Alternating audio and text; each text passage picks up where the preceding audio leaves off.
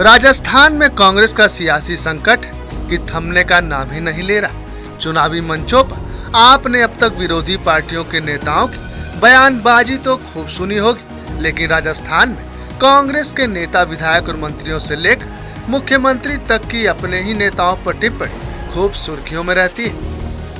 सब कुछ करना पड़ेगा, अकेले बजट के भरोसे सरकार वापसी नहीं करेगी जब तक तालमेल नहीं बैठेगा। जिन लोगों का जनाधार है उन लोगों को जिम्मेदारियां नहीं मिलेगी जब तक सरकार अकेले बजट के भरोसे नहीं आएगी। ये है विधायक मुकेश भाखर का ये कटार अपनी ही सरकार और सीएम पर है, और इसकी वजह राजस्थान कांग्रेस का दो धड़ों में बटा होना।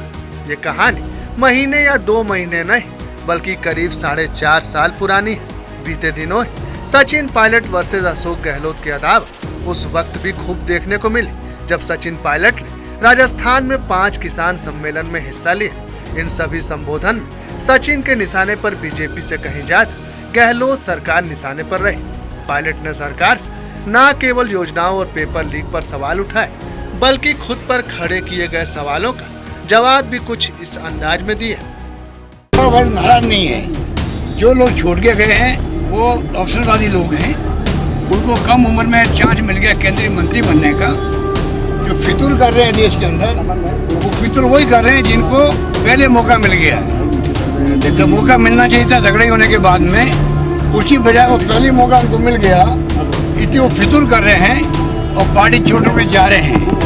और सिर्फ जवाब देना, मेहनत में कमी दिखी, संघर्ष में कमी दिखी, रगड़ाई में कमी दिखी।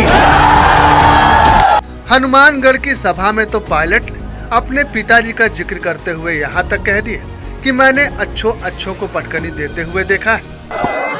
आवाज आ रही है, इससे आ रही है, लेकिन इन 32 सलाखों के पीछे जो बिना हड्डी की जीभ है उसको संतुलित करना ये बहुत जरूरी है। मुंह से निकली हुई बात कभी वापस नहीं आती। मैंने मेरी राजनीति में मेरे स्वर्गीय पिताजी से बहुत कुछ देखा सीखा और राजनीति के अखाड़े में बड़े बड़ों को पटखनी देते हुए देखा है। अब आखिरकार पायलट को ये कहने की जरूरत क्यों पड़ी, तो सीएम अशोक गहलोत और उनके मंत्री शांति धारीवाल के ये बयान सुन लीजिए। हम जानते थे कि निकम्मा है, नाकारा है, कुछ काम नहीं कर रहा है, खाली लोगों को लड़वा रहा है। गद्दारी करने वालों को पुरस्कार दिया जावे, ये यहाँ का विधायक कभी बर्दाश्त नहीं करेगा।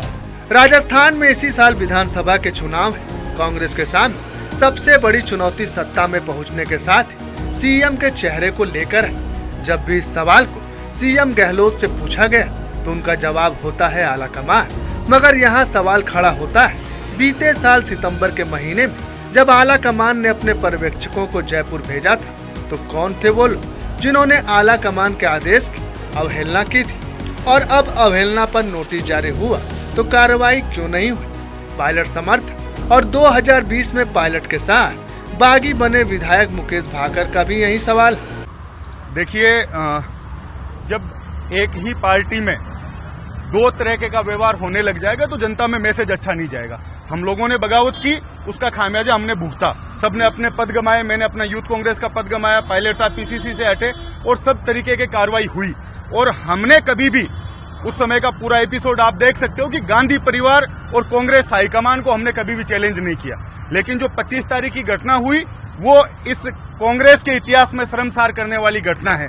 आपको बता दें, 2020 पायलट प्रदेश कांग्रेस के अध्यक्ष के साथ सरकार में डिप्टी सीएम थे। सरकार और संगठन में सहभागी रहते हुए पायलट ने कई बार अपनी ही सरकार की कार्यप्रणाली को लेकर सवाल उठाए, और अब उनका समाधान होता नहीं दिख रहा तो अपने समर्थित विधायकों के साथ बगावत कर दी, जिसके चलते न केवल पायलट बल्कि उनके साथ जाने वाले सभी मंत्री और संगठन के नेताओं के पद छीन लिए गए थे। यानी पायलट ने जब बगावत की तो बिना किसी कारण जाने ही उनको उनके पद से हटा दिया गया, जबकि ना तो पायलट और ना ही उनके समर्थित किसी विधायक या मंत्री ने आला कमान या सरकार को लेकर टिप्पणी की थी। मगर 25 सितंबर को राजस्थान में जो घटनाक्रम हुआ उसमें पायलट के साथ ही उनके समर्थित विधायकों को गद्दार तक की उपाधि से नवाजा गया। और ऐसा करने वाले थे सीएम गहलोत के सबसे करीबी माने जाने वाले मंत्री शांति धारीवाल।